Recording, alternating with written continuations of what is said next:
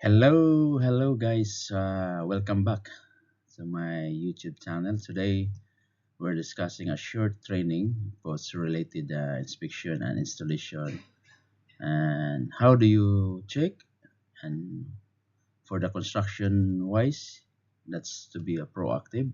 You need to install as a correct quality procedures and a proper installation of the devices, equipment, and especially cables. Okay, we'll see. All right, guys. So this is an example. This taken the I taken this photo for your sort of information that this cables installations wiring that's coming from this compartment, this panel, this LCP panel. This is EXD panel. So you can see here, see, this is our terminal block installations of our cables. This have power and we have a power control cables. Okay, now in the next slides, I will show you what is your observation and what kind of installation that we what we are required for the quality wise during the wiring and installation of our cables. So in this portion, you can see here, this is our terminal block. This is power terminal and this is our control terminals. So being a inspector and even that you are the construction engineer, you can notice as well and what is the differences of this installation. And if you are qualified and experienced quality guy, when you see this, you know already what is the issue. Okay, and then in the next stage, installation, did you see the actual installation and then follow through? You're checking the approved drawing, correct? So what did you see here?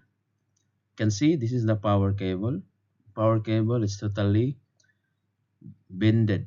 So meaning, what is the violations here? It's bended already. So we'll say, for example, we are using by the book. That is a violation of our bending radius. Okay, and also you can see here it's a little bit crossing, and you can see our controls. It's here, all right. And another thing, if you do the inspection, of course, you check the bending radius, proper dressing, and if you are the construction also, when you do the installation as part of the construction team, you need to install according to the quality. All right, follow as per approved drawing and cable schedule. So as you notice, guys, this is the installation of your terminal block, and then this is your cables. So did you notice this is the top side? This is vendor cable wire.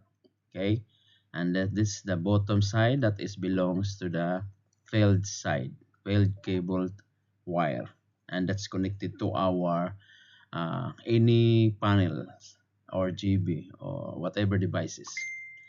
So you are noticing here, this is vacant in this area. There's no wire. And how about the bottom side? So you can see the bottom side, there is a wire. And another, see, you can see also there's no wire in the top, but in the bottom there is a wire. So what do you mean? So if you are the inspector, you cuts this directly. Okay, so there's no link at all.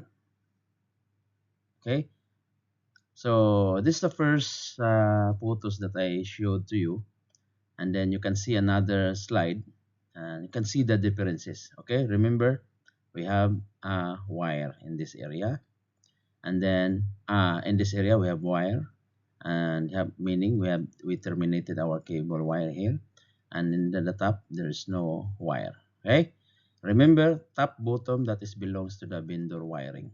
that's connected to your else any contactor, relays, breaker, uh, power supply unit, etc. Okay. Now another slide you can see in this portion. So the same procedures. So you can see this is a two photos that I captured, and that is meaning two different cabinet, two different panel. So local control panel. So have you noticed also guys, the cable wire of the power that is totally bended. Okay, see this area totally bended, and this is also another cable here from the going to the motor. This is connected to the motors. Oh, pump also been also like you do the coiling routing of your power cable. So that's not part of the that is not good practice, by the way. All right, now we'll go here, we're going forward here in this terminal of the our control. Did you notice the previous slide and this current slide? So we have terminal 1 to 8, and then you have also wire 1 to 8, and up this one also 1 to 6, and then below is 1 to 6 also. So meaning all this wire, it's matched from the top wire and the bottom wire. And here also you have the binder wire, and then you have the failed wire along this way also this one. So you can see the differences between this slide and the previous slide. So the previous slide, as you notice, there is a wire here connection. Okay, so meaning they terminated in this area. They terminated in this area, but there is no wire from the vendor. So meaning, if you can see this, this is correct termination point. So based on that scenario, based on these photos, without drawing, guys, without seeing the drawings, this is correct because that is linked each other. So meaning there's a connection and the top going to our field cables. From the top going to our field cables. So correct. Now, since that is correct, you need to check the drawings. If the drawing says that that is correct, then you verify the approved drawing. Okay.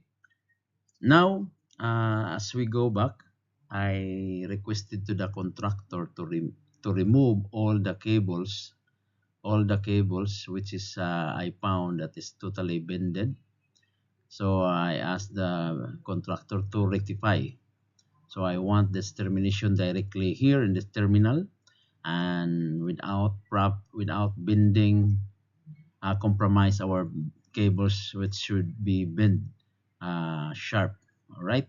So vendors contractor to do the rectification in this portion, and see this is the way how they do it. See, this is the terminal connected spare. So meaning guys, in this portion guys, there's no this belongs or spare cable. So we'll proceed to our wiring. So now this is our approved cable interconnection wiring. So have you noticed guys? So this is our, don't look at this area, you can focus in this portion. Okay, in this portion. So that cables is 12 core by 2.5 mm squared, 3 core by 2.5 mm squared. That is control cables, right? So now this is your terminal. You can see your terminal 1 up to 12. We'll go back to the, you can see the last slide, that I showed to you. You have terminal 1 to 12, and then you have 12 core wire. So meaning terminal 1, terminal 2, terminal 3, core 1, core 2, core 3, core 4, core 5, up to core 6. So which is terminated this terminal. So 7 up to 12, that is belongs of spare cable wire. So meaning in this area that is spare. So the remaining wire, you need to provide spare wire, spare cable. So you identify the pirule that is spare.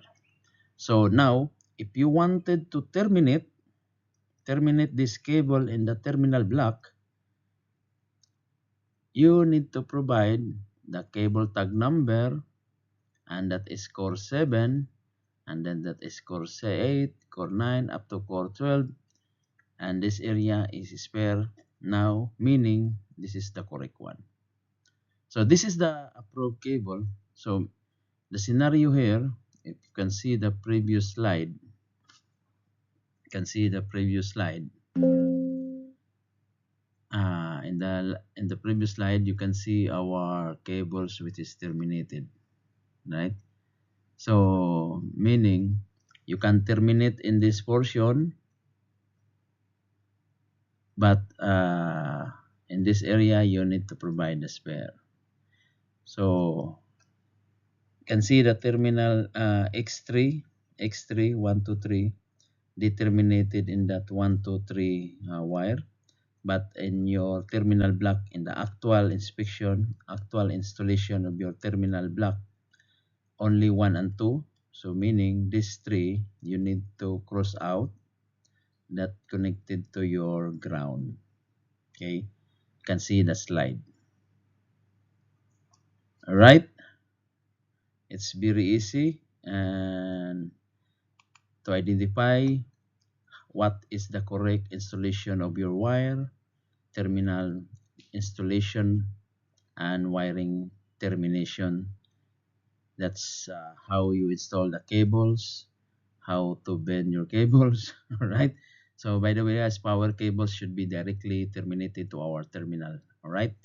So mostly some of the controls, especially instrumentations, that needs to be looped, but power should be directly terminated to our terminal block, terminal connection. All right.